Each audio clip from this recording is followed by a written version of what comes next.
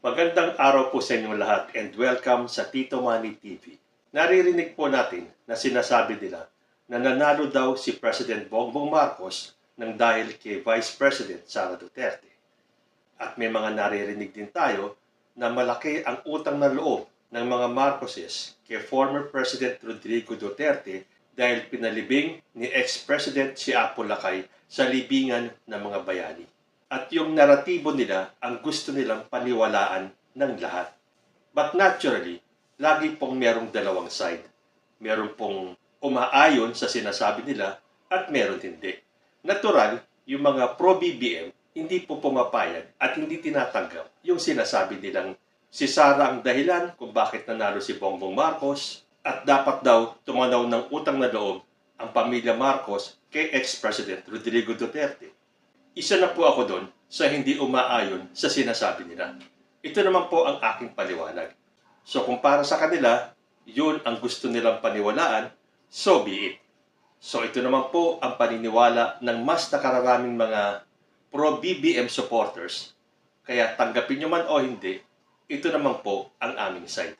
Panoorin po natin yung video na ginawa ko kung saan pinaliwanag ko kung ano naman ang aking paniniwala na with or without Sara Duterte, mananalo si Bongbong Marcos at hindi ang mga Marcoses ang may utang na loob kay ex-President Duterte, kundi vice versa. Panoorin po natin ito. Kaya daw nanalo si President Bongbong Marcos ay dahil marami daw nabudol at naniwala doon sa 20 pesos na bigas na ipinangako niya nung panahon ng kampanya. Okay, so uulitin ko po.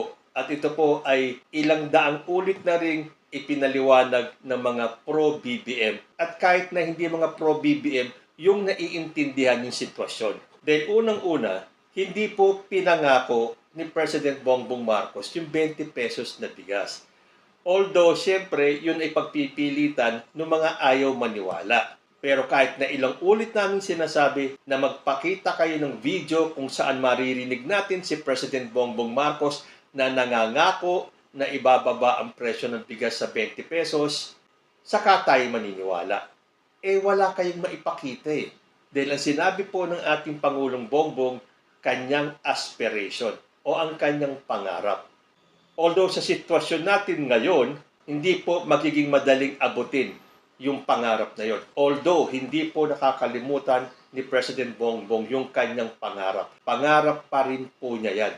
Dahil ito po ay maging malaking tulong sa ating mga kababayan.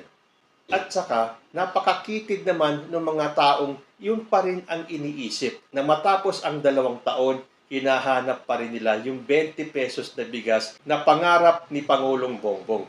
Kung siya nga nangangarap na maging 20 pesos ang bigas, tayo pa kayang mga ordinaryong mamamayan.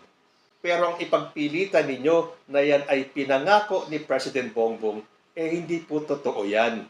Although sabi ko nga sa inyo, hindi naman kayo maniniwala. Dahil isa yan sa panira nyo kay President Bongbong. Yung 20 pesos na bigas na yan. Pinagpipilitan nyo na pinangako yan. So sino ang inuuto ninyo? Sarili lang ninyo. Dahil kami na narinig namin na sinabi ni President Bongbong na pangarap niya na maibaba ang presyo ng bigas sa 20 pesos. Nakasama kaming nangangarap na bumaba nga ang presyo ng bigas sa 20 pesos. Pero para sabihin ninyo na binoto lang si Bongbong Marcos dahil sa 20 pesos na bigas, napakakitid naman ng inyong mga pag-iisip. Akala naman ninyo, mapapaniwala ninyo ang majority ng mga Pilipino? Alam naman po namin na iyan po ay pangarap. At bago nyo hanapin yung 20 pesos na bigas na pinangarap ni President Bongbong, bakit hindi nyo muna tanungin kung ano ang nangyari doon sa pinangakong 15 pesos na bigas ni former President Rodrigo Duterte? So, pababayaan na lang po namin kayo na ipagpilitan ninyo yung 20 pesos na bigas na yan. Dahil ang mga nakakaintindi lang po ang makakaintindi.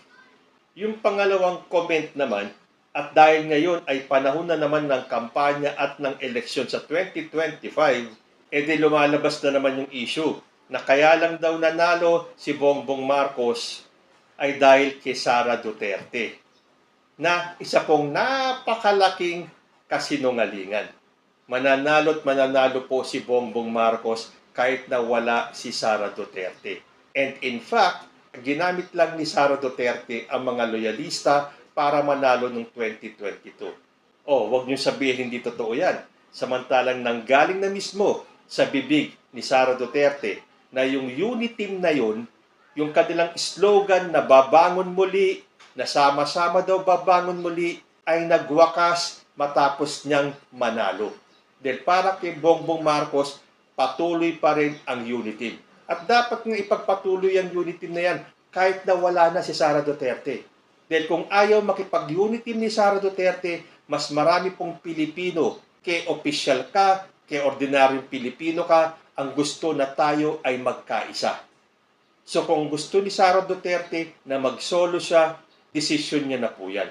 At least nakita na natin ang totoong kulay ni Sara Duterte na ginamit niya lang tayo mga loyalista para manalo noong 2022. At hindi lang naman po kasi si Sara Duterte ang nanggamit sa mga Marcos loyalist. Kahit na po ang kanyang amang si Rodrigo Duterte ay ginamit ang mga loyalista para manalo noong 2016. Kasi kung matatandaan ninyo, ibinabato nilang panira kay President Bongbong Marcos na wala daw siyang utang na loob na ipinalibing ni Rodrigo Duterte si Apo Lakay sa libingan ng mga bayani. On the contrary, hindi po si President Bongbong Marcos o ang mga loyalista ang may utang na loob kay Rodrigo Duterte. Si Digong ang may utang na loob sa mga loyalista. Dahil nung nangangampanya pa lang siya, way back 2016, ipinangako niya na kapag siya ay manalo, ipalilibing niya si Apo Lakay sa libingan ng mga bayani. At diyan niya nakuha ang boto ng mga loyalista. And sometime during that same year, 2016, nagbaba ng desisyon ang Korte Suprema na pinahihintulutan ng mailibing si Apo Lakay sa libingan ng mga bayani. At kailangan tuparin ni Rodrigo Duterte ang kanyang pangako na ilibing si Apo Lakay, na yun naman ang kanyang ginawa bilang pagtanaw ng utang na loob. Dahil po sa mga loyalista, kaya nanalo si Digong noong 2016. Tanggapin nyo man o hindi, dahil sa ipinangako niyang yun, ginamit niya ang mga loyalista, nangako siya na ipalilibing si Apo Lakay oras na manalo siya. At siyempre, sa tulong ng kanyang best friend na si Amy Marcos, nabudol nila ang mga Marcos loyalist na iboto si Rodrigo Duterte. At nung nanalo siya at nagbaba ang korte ng kautusan na pwede nang ilibing si Apo Lakay, wala siyang choice, kundi ang tuparin ang kanyang pangako out of utang na loob. Dahil kung sakaling bumawi si Rodrigo Duterte at hindi na payagang mailibing si Apo Lakay sa libingan ng mga bayani, na ginawa ni former President Joseph Estrada. Dahil yung mga past presidents po, talagang hindi nila pinayagan na mailibing si Apo Lakay sa libingan ng mga bayani. Si former President Joseph Estrada lang sana ang makakagawa nun. So naglabas na siya ng kautusan na ipalilibing niya si Apo Lakay. Pero sa last minute, binawi po niya. So ngayon lang natupad na mailibing si Apo Lakay. Pero kung hindi man tinupad ni Digong ang kanyang pangakong ililibing si Apo Lakay sa libingan ng mga bayani, maililibing pa rin si Apo Lakay kahit na sino mang presidente ang sumunod dahil may kautusan na po ang Korte Suprema. In fact, nung mga nagdaang mga presidente, pwede nilang ipalibing yan dahil prerogative yan ng presidente. Pero maliban kay Joseph Estrada, yung iba tinutulan na mailibing si Apo Lakay sa libingan ng mga bayani.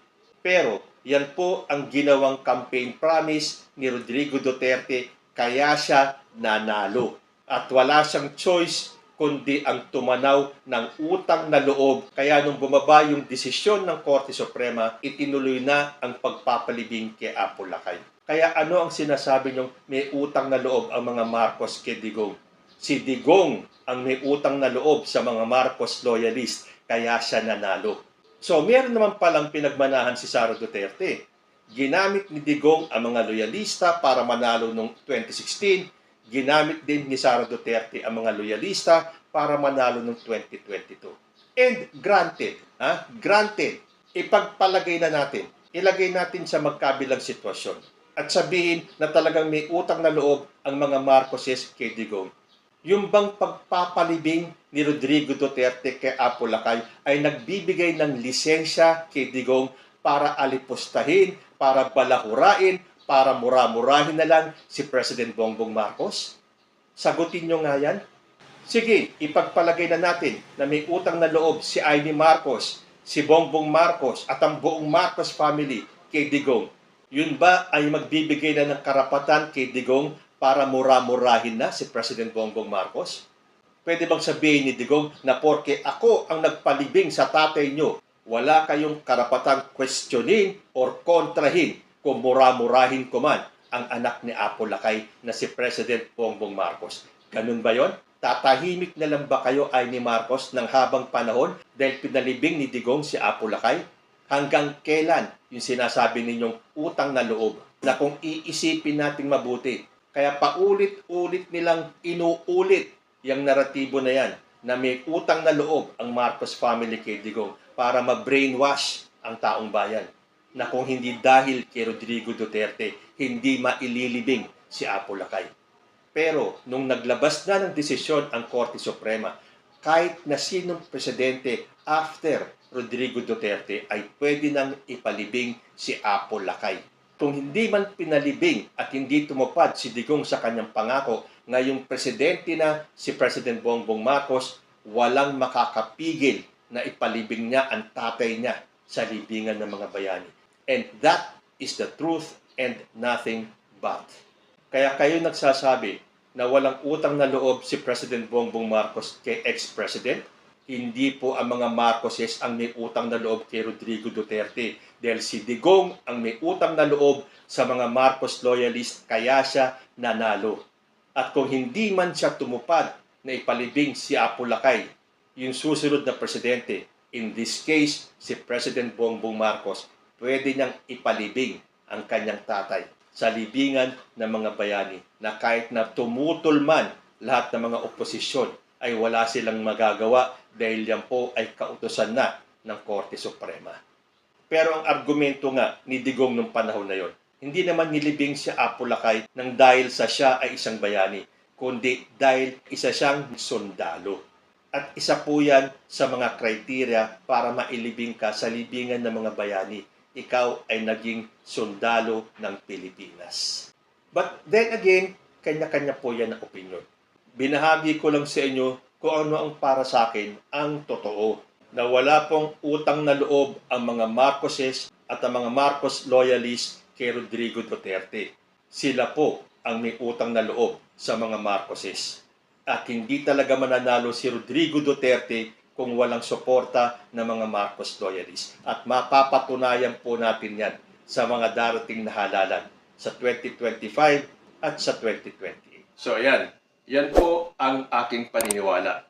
So kung ang paniniwala nila ay kabaligtaran ng paniniwala ko, nirirespeto ko po ang kanilang paniniwala, pero respetuhin nyo rin po ang paniniwala ko at ng maraming tulad namin ng mga pro-BBM. Hanggang dito na lang po muna tayo. Hanggang sa susunod na mga issues. Maraming salamat.